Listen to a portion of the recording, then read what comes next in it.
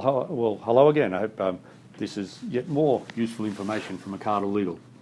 I want to talk about bullying. Now, bullying is micromanaging, overwhelming behaviour, unfair treatment, abuse of power is bullying.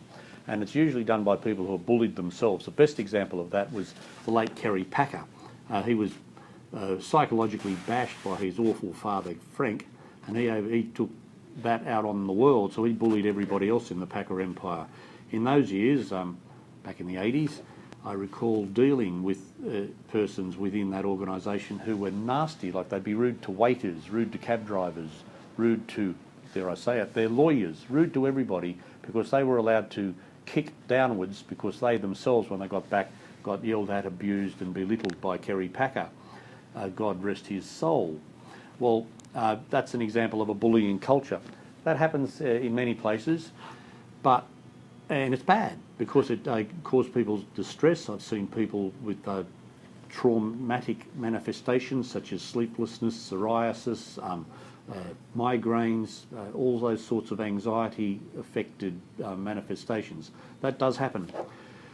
But we've got to keep in mind what it is, and we've got to keep it in perspective. The relevance of all this is that the Fair Work Act has recently been amended so that the Fair Work Commission will take on bullying complaints that are made by ongoing employees. That's probably going to be about 3,000 complaints a year.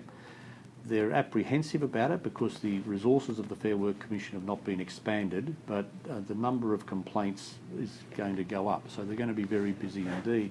And unfortunately, one's experience of these claims is not a happy one. Very frequently, some people's definition of bullying is someone asked me to do something, someone asked me to come to work on time, someone actually asked me to meet reasonable standards in my employment. This has been thought of already under Section 11A of the Workers' Compensation Act. If you have psychological injury from your workplace, you can't get compensation if that psychological injury arises from reasonable conduct. And that's the important thing.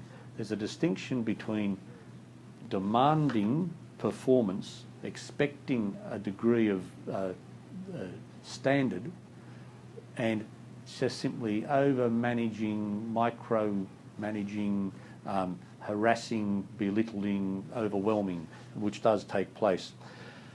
It's a serious problem, and it always has been a serious problem. I don't know why it's been recently discovered, because it's been a problem for many years. I think we probably all have examples in our own lives where it has happened, and we remember the persons who did it to us with other than affection. But we've got to keep it in perspective. It's all about, is the behaviour warranted? Is the person simply being asked to meet reasonable expectations? Or is the person in charge of them abusing their power, using their position of influence incorrectly, unfairly and oppressively? That is what bullying is. It can cause a lot of trauma, and it can mean money. The sort of money we're talking about is a maximum payout. Keep this in mind for when you get your next $10 million claim. A maximum payout of about 6 months' pay. That's all it's going to be. And I said the word maximum, not 6 months' pay, a maximum payout of 6 months' pay. It will usually be resolved by some sort of a counselling session, and the Fair Work Commissioners and conciliators will become this. But it's not a lot of money, and it's not a big problem.